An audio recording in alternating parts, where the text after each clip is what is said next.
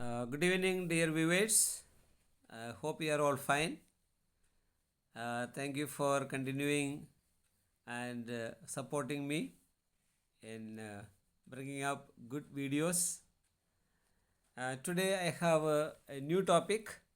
The new topic is about enhancement of communication skills in English learning, and it will be done through ELT, which is known as communicative language teaching. So, English is one of the most spoken language all over the world. People travel from place to place by speaking English. Out of India, if you go, you have to handle many languages. Out of many languages, we can say that English is one of the most leading language among the spoken world and languages. So we can say communication is very important aspect of all human life. Without communication, we cannot remain wherever we are. So it is absolutely indispensable. Communication is absolutely indispensable. So, but in order to communicate very effectively, we need to have the power of language. So, language is a means of communication. So, communication involves an integration of four skills such as listening, speaking, reading, and writing. So, these four skills are very important for proper communication. And therefore, in the classrooms, teachers play a vital role in shaping the students' communicative skills. Now, let us see how we can implement or how we can execute or how we can learn the effectiveness in communicating or communication skills. Let us see how it can be improved. For effective communication, we need to work very hard. We need to develop communicative competency. What is that? Communicative competence.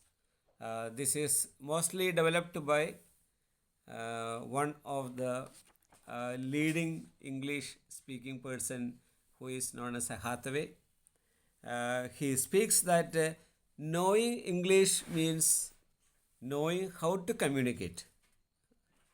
So he has defined if you know English, you will know how to communicate. That is what he wanted to define. Which means to say one has to think in English and communicate. Sometimes we Indians, or we can say people who are using English as a second language, will find it very difficult to understand this point.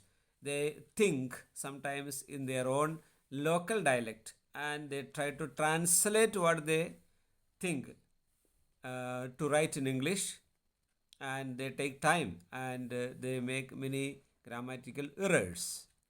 So, in order to avoid this kind of things, one has to think in English and write, speak in English.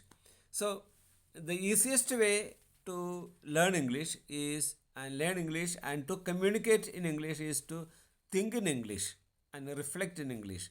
So, these are the two things one has to remember. And one more thing we have to know, knowing English means knowing how to communicate in English. But this involves two important things. What are they? One is receptive skills. What are the points in receptive skills? Like, for example, listening and reading. So, through listening and reading, we are actually developing our receptive skills. And again, and the protective skill is there. What are they? Speaking and writing. So, these two things are coming protective skills. So, when one is learning English, one has to think or one has to develop these two important aspects of communication. One is receptive skills, the other one is productive skills.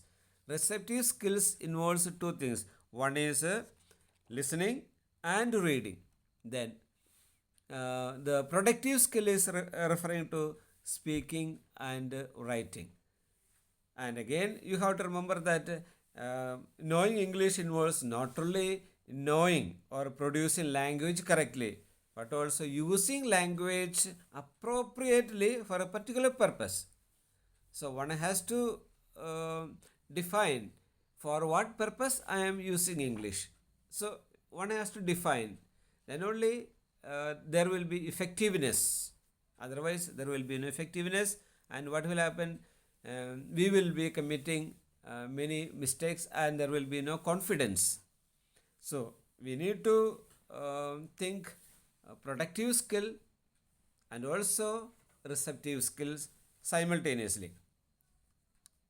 My dear friends, students who are interested in learning to communicate English must know that they have to be perfect in listening, reading, writing, and speaking. So these four skills are very, very essential to become to become a master or mastery over English. Let us say another thing. Language is interaction. That is another point. So it is interpersonal activity and has a clear relationship with the society. So you must know that in this light, language study has to look at the use of a language in context. So there should be a context and the text. So people who are reading and going for teaching must know there is a context for a particular issue, there is a context for a particular problem, and then from the context we have to take the text forward.